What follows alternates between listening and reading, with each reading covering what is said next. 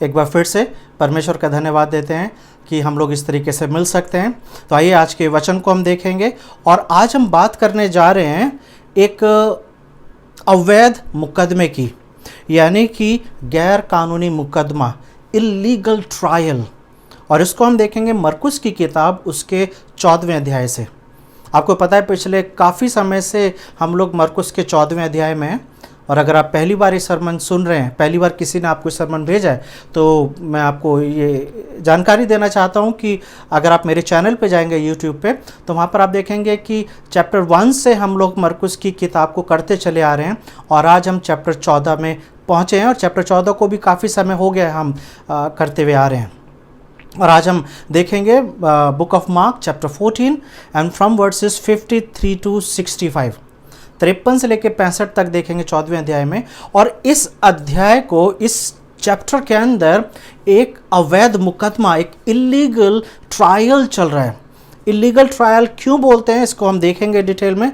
लेकिन जब हम बात कर रहे हैं मुकदमे की, तो आपको पता होगा कि जब कोर्ट में मुकदमा चलता है या ट्रायल चलता है तो उसमें बहुत सारी चीज़ें शामिल होती हैं। उसमें एक जज होता है जो सज़ा सुनाता है या बरी कर देता है दोषी को या जिसके ऊपर इल्ज़ाम लगाया जा रहा है। उसके अंदर वकील होते हैं, उसके अंदर गवाह होते हैं, उसके अंदर सबूत होते हैं। और ये सारी चीज़ें जो हैं एक ट्रायल का हिस्सा होता है। इन सब को मिला के ट्रायल बोला जाता है, यानी कि मुकदमा बोला जाता है।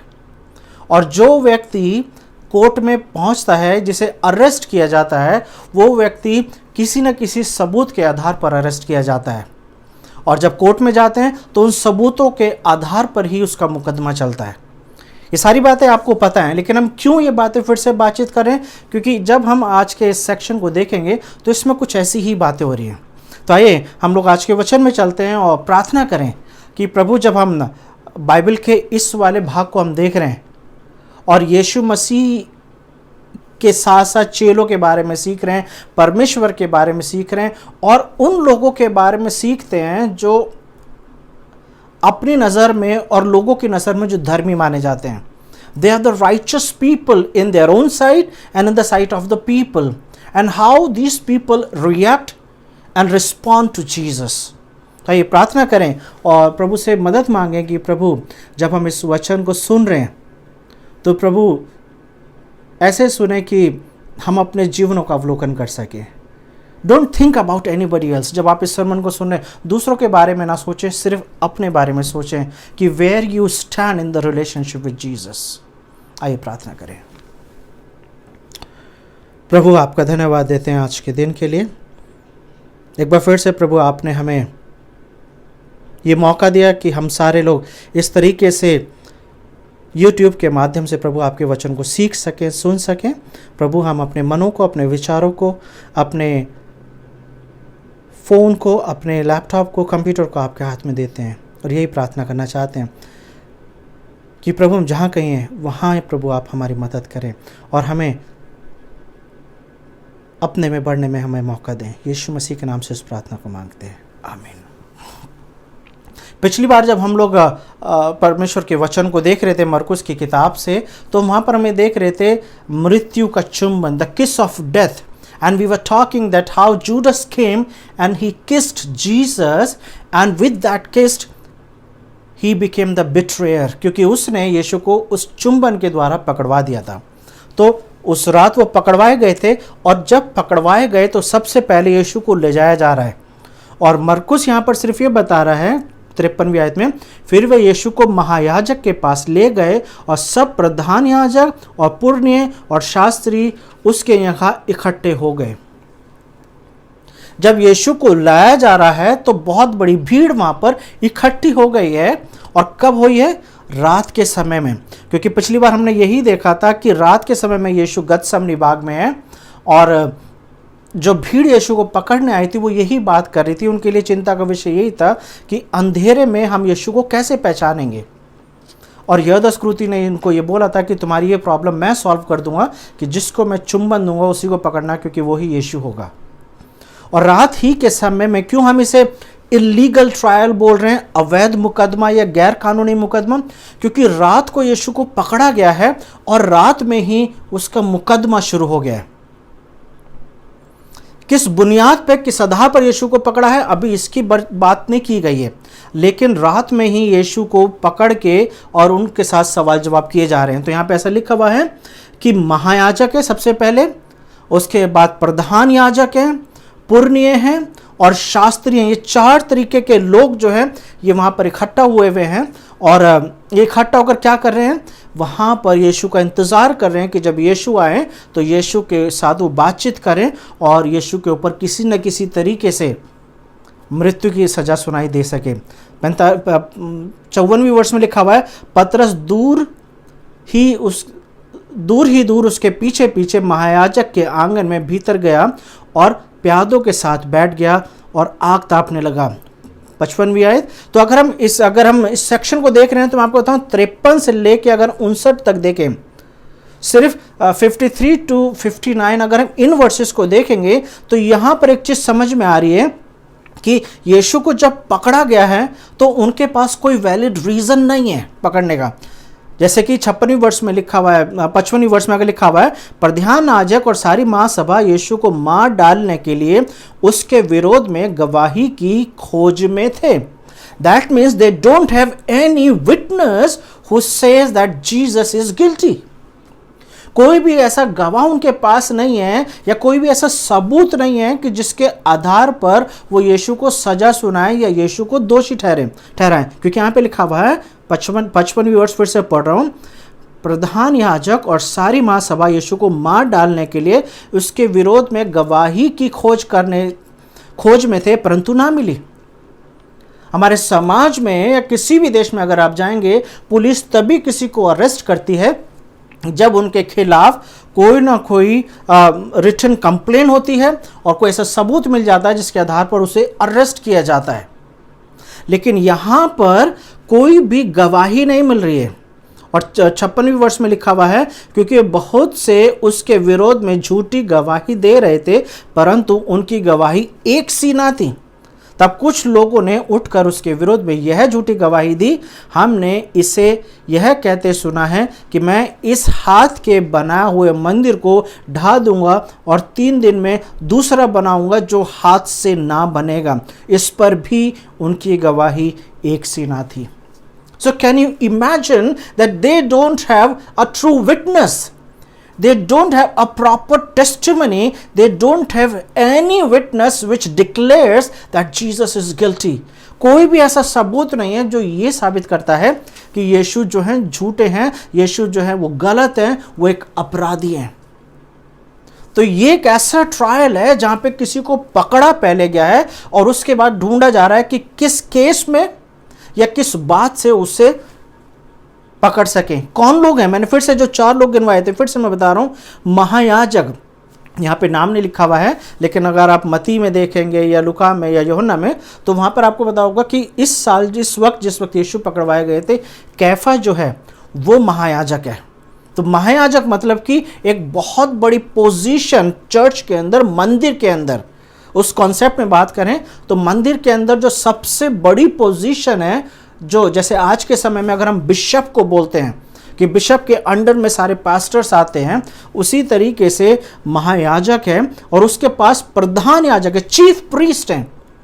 They are not ordinary people but they are religious people, and they are not only religious people but they are righteous people in their own site.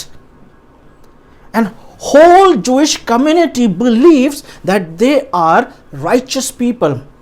पूरी यहूदी समाज की नज़र में महायाजक और प्रधान याजक और पुण्य मतलब कि एल्डर्स और शास्त्री वो होते थे जो उस समय के टीचर्स माने जाते थे। They all are righteous people in the sight of people. ये वो लोग हैं जिनके पास धर्म का ज्ञान होता था। ये वो लोग हैं जिन्हें शास्त्रों के बारे में अच्छे से पता होता था। And for the world they were close to God. परमेश्वर के सबसे नजदीक पाए जाने वाले ये 4 तरीके के लोग होते थे। लेकिन ये लोग यीशु को पकड़ के उसके लिए अब सबूत ढूंढ रहे हैं। क्यों इसे हम इलीगल ट्रायल बोल रहे हैं? क्योंकि जब हम गिनतियों की किताब को पढ़ते हैं उसके 35वें चैप्टर की 30वीं verse, Numbers chapter 35 and verse 30 talks about that when you arrest somebody you should have two witness, at least you should have two testimonies. जब किसी के ऊपर इल्ज़ाम लगाया जाना है, किसी को अरेस्ट किया जाना है, किसी को सज़ा सुनाई जानी है, तो दो गवाहों की ज़रूरत होती है और उन दोनों की गवाही एक सी होनी चाहिए. So-called these righteous people, so-called these religious people, they are breaking the law of Moses. परमेश्वर के ये वो लोग हैं जिनके अधिकार में यहूदी समाज है और ये परमेश्वर की इस व्यवस्था का उल्लंघन कर रहे हैं जो गिनतियों 35 के 30 में लिखा हुआ है कि दो लोगों की गवाही सेम होनी चाहिए तभी सजा सुनाई जाए.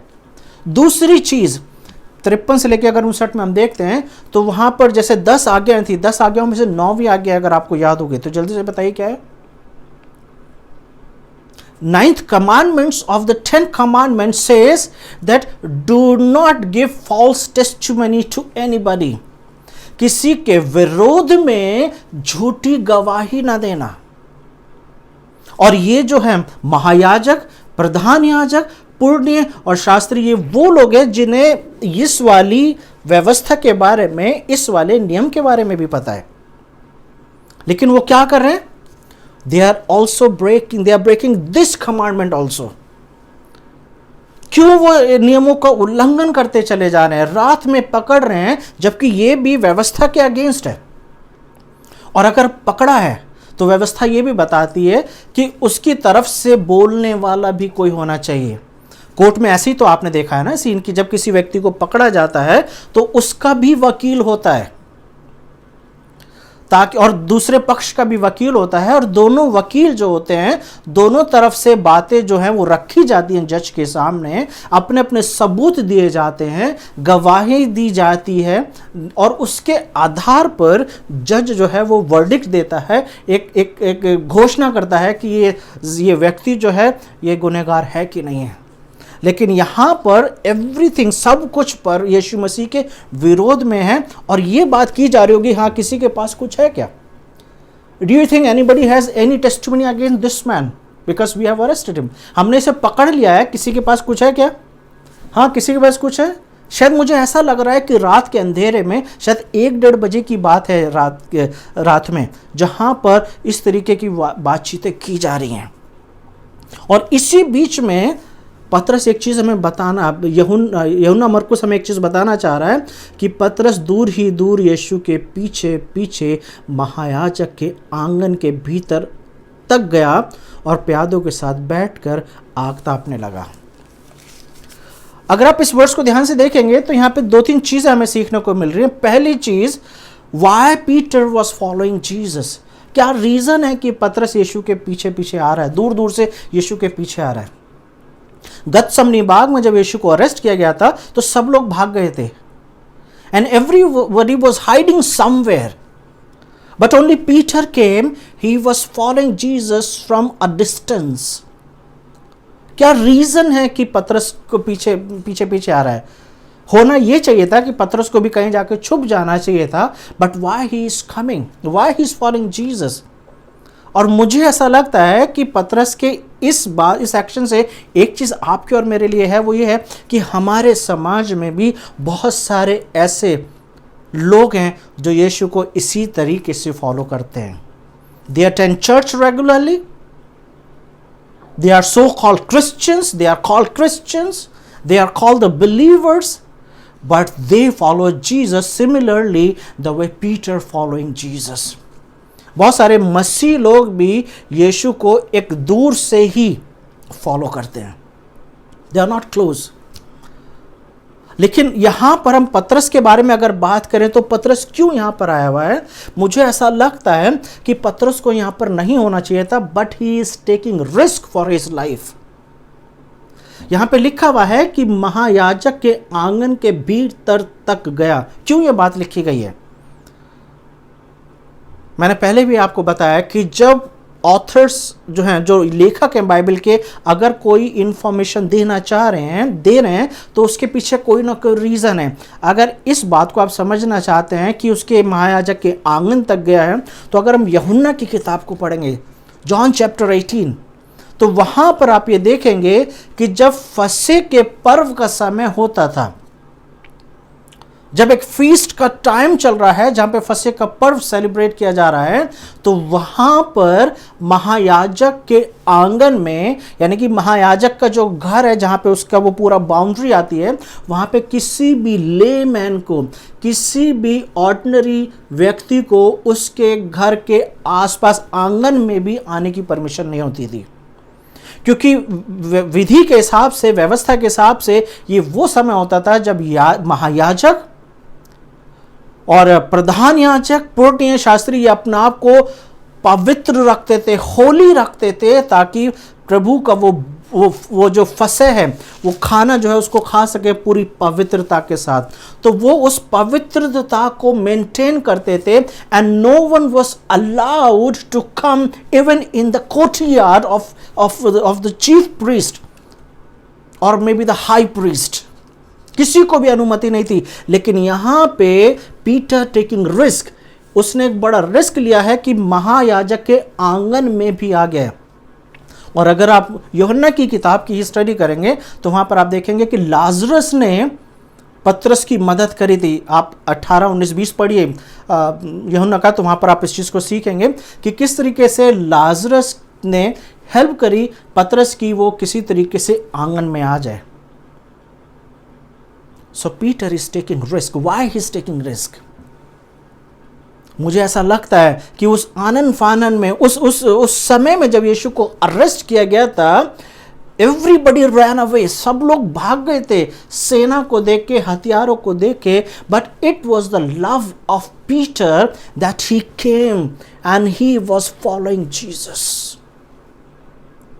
He is risking his life, वो अपने लाइफ को दांव पे लगा रहा है और इतना क्लोज आ गया कि महायाजक के आंगन में भी आ गया। He must be watching कि क्या हो रहा है, why Jesus was arrested। हो सकता है उसे बहुत सारी चीज़ें नहीं समझ में आ रही होंगी। हो सकता है कि जो यीशु मसीह ने बोला था कि जब मैं मारा जाऊंगा तो मैं तुमसे पहले गलील पहुंचूंगा, यीशु मसीह ने ये भी बात करी थी, I will rise again and I will see you in Galilee।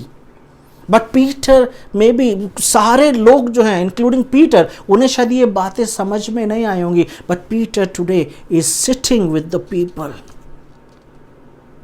और 53 से लेकर 59 में हमें यही देखने को मिल रहा है, they are not finding any clue.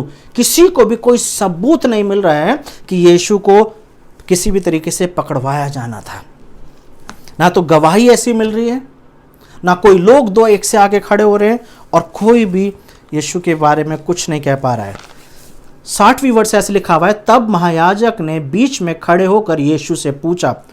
और फिर से मैं आपको बता देता हूं, who is this high priest? He was a Caiaphas. Caiaphas है, और कायफा बीच में खड़े होकर पूछ रहा है कि तू कोई उत्तर नहीं देता। Why you are not answering, Why you are not answering? यीशु वहां पे चुपचाप खड़े हुए हैं और उसने बोला, ये लोग तेरे विरोध में क्या गवाही दे रहे हैं? Everybody is talking against you, but you are silent। 61वीं वर्ष, परंतु वो मौन साधे रहा और कुछ उत्तर ना दिया।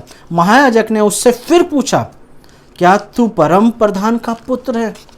अब यहां पर जब 61वीं वर्ष हम देख रहे हैं कि दोबारा यीशु से पूछा गया, तो यीशु ने यहां पर उत्तर दिया है। लेकिन इससे पहले जब यीशु उत्तर नहीं दे रहे हैं, तो अगर आप देखेंगे यशाया उसका 53, book of Isaiah chapter 53 and verse 7, पूरा 53 जो है वो यीशु के पकड़वाए जाने के बारे में बात कर रहा है यशाया की, और किस तरीके से वो सताए जाएंगे, मारे जाएंगे और हर वो यातना को सहेंगे, and finally he will die on the cross. वो सारी बातें यशाया 53 में लिखी हुई हैं। और यशाया 53 के साथ में लिखा हुआ है कि वो मौन रहा।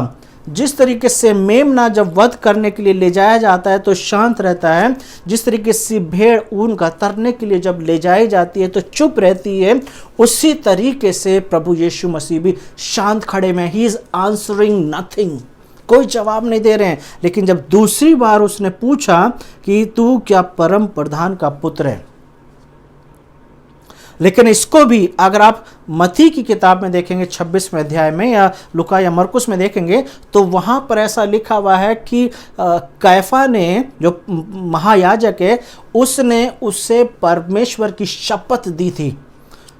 और महायाजक ने बोला था तुझे परमेश्वर का वास्ता है, तुझे परमेश्वर की शपथ है कि तुझे जवाब देना है कि क्या तू परम प्रधान का पुत्र मसीह है।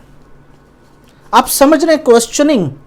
पहले यीशु को लाया गया और अलाउ कर दिया, भीड़ के पास कुछ सबूत मिल रहा है तो वो सबूत देना शुरू करें। और जब वहां पे कोई भी आंसर नहीं आया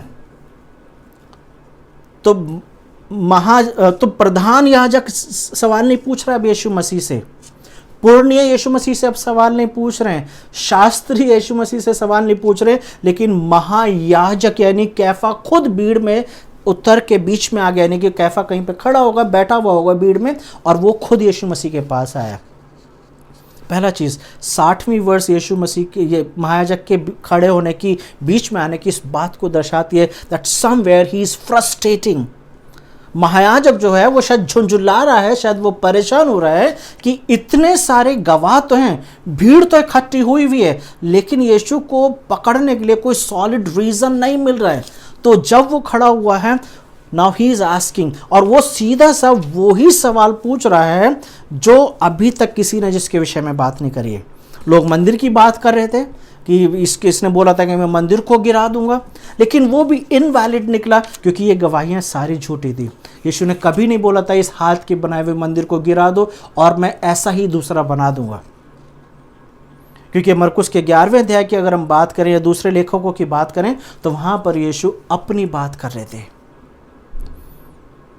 कि जब ये मंदिर गिराया जाएगा तो मैं तीसरे दिन फिर से जी उठूंगा, अपनी बात कर रहे थे।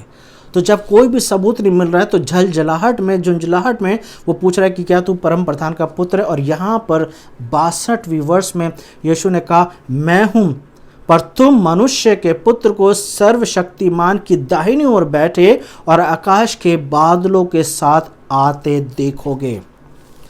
Just 1 verse, 1 sentence and Jesus blasted. क्या बोल रहे हैं?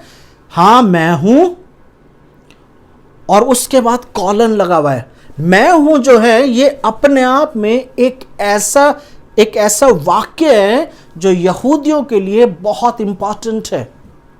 जब मूसा ने पूछा था कि जब मैं मिस्रियों के पास जाऊंगा और लोग बोलेंगे कौन है, तो यही बोलना मैं जो हूं सो हूं। तो मैं हूं जो है ये एक ऐसा स्टेटमेंट है जो परमेश्वर के लिए यूज किया गया है। I am is served, it was reserved only for God. Nobody was allowed to say for themselves I am.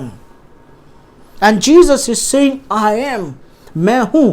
और ये एक ऐसा सेंटेंस था जो महायाजक और सारे जो पुण्य हैं, शास्त्री हैं और प्रधान याजक हैं, वो इस चीज को एक्सेप्ट नहीं कर रहे हैं। और वहां पे लिखा हुआ है यीशु मसीह ने सिर्फ इतना ही नहीं बोला, तुम मनुष्य के पुत्र को सर्वशक्तिमान की दाहिनी ओर बैठे और आकाश के बादलों के साथ आते देखोगे।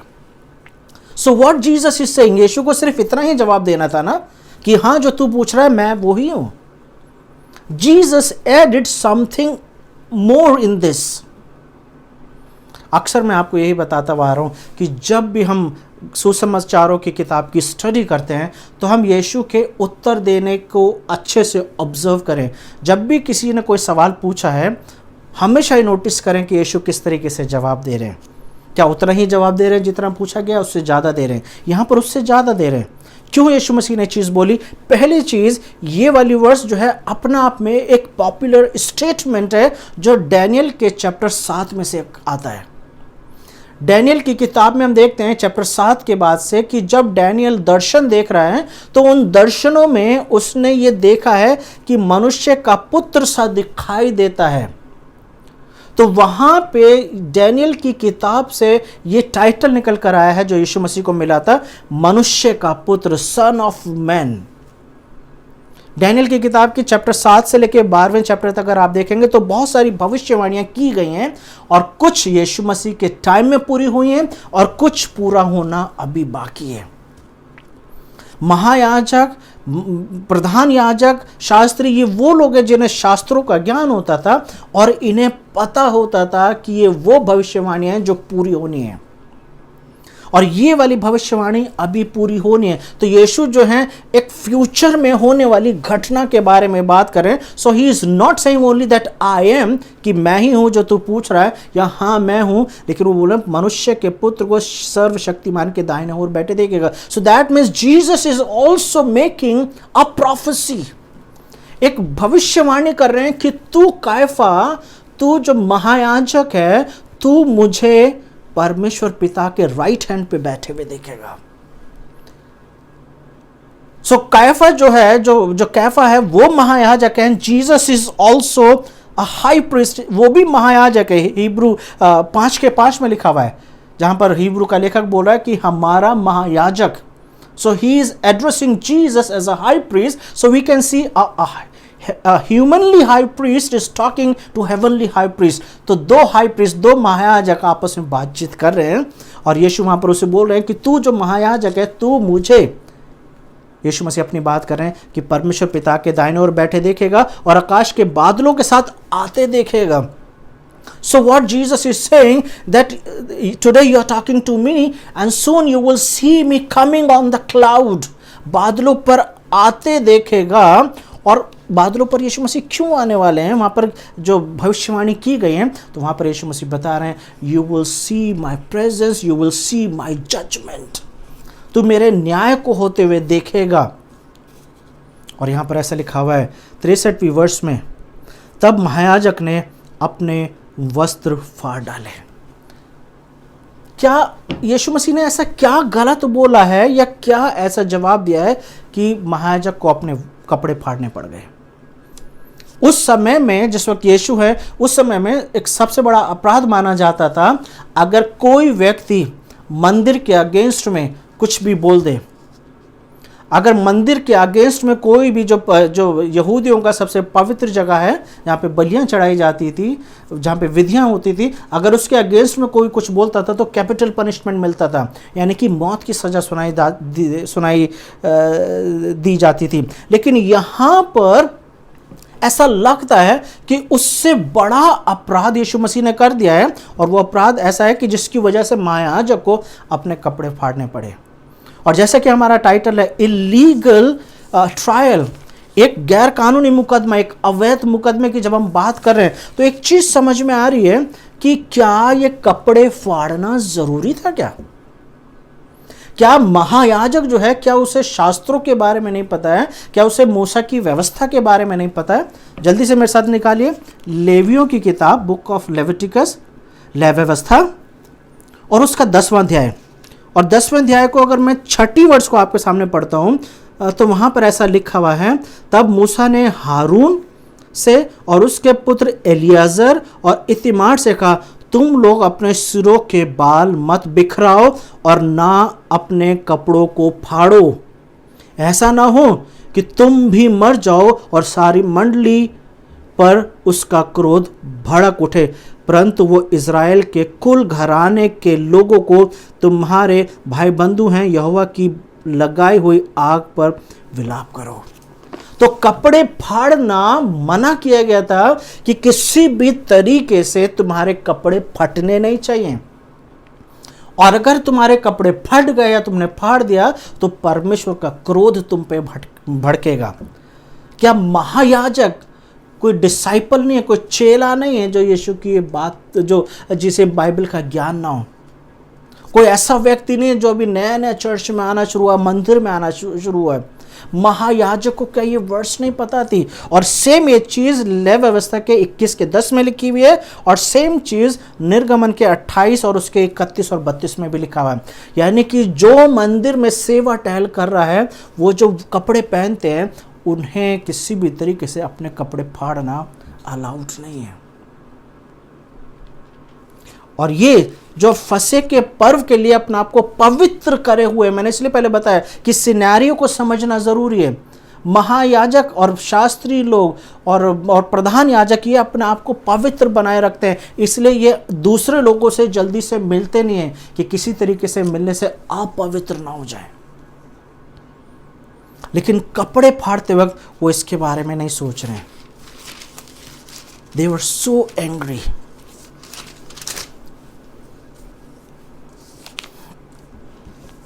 आगे ऐसा लिखा हुआ है, तब हमें गवाहों का और क्या प्रयोजन है। So basically he saying we don't need any more any witness, हमें किसी गवाह की जरूरत नहीं है। तुमने यह निंदा सुनी है, तुम्हारी क्या राय है। अपने कपड़े फाड़ने के बाद, अपना विरोध प्रदर्शन करने के बाद अब ये लोगों से पूछ रहे, महासभा पूरे जो महायाजक है वो लोगों से पूछ रहे, अब तुम क्या सोचते हो।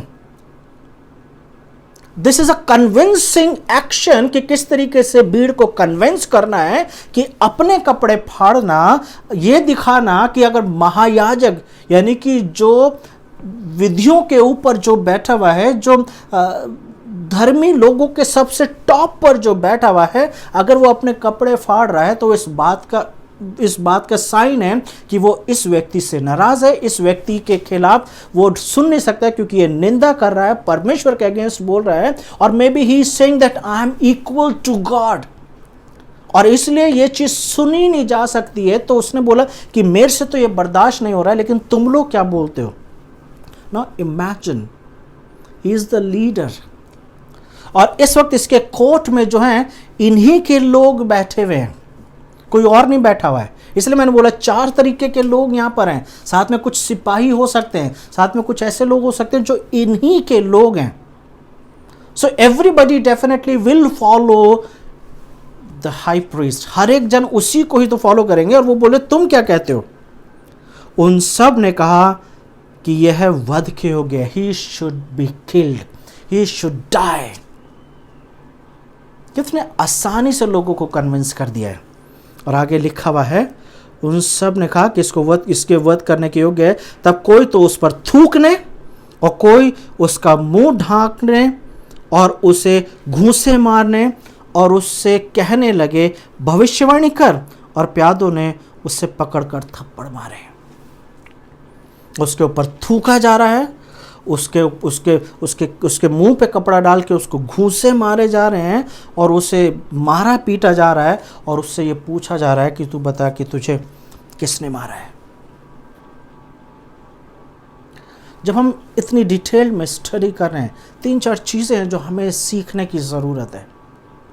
जैसे हम बार बार बोलते हैं कि जब हम इस तरीके की घटनाओं की स्टडी कर रहे हैं, ये सिर्फ महज घटनाएं नहीं है, लेकिन ये इसलिए लिखी गई ताकि आप और मैं सीखें। पहली चीज़, वाई जीसस वॉज अरेस्टेड। क्या रीज़न था कि यीशु पकड़वाए गए।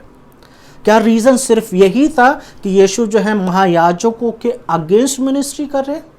क्या रीज़न ये था कि यीशु महायाजक और प्रधान याजक और शास्त्रियों के साथ मिलके काम नहीं कर रहे हैं।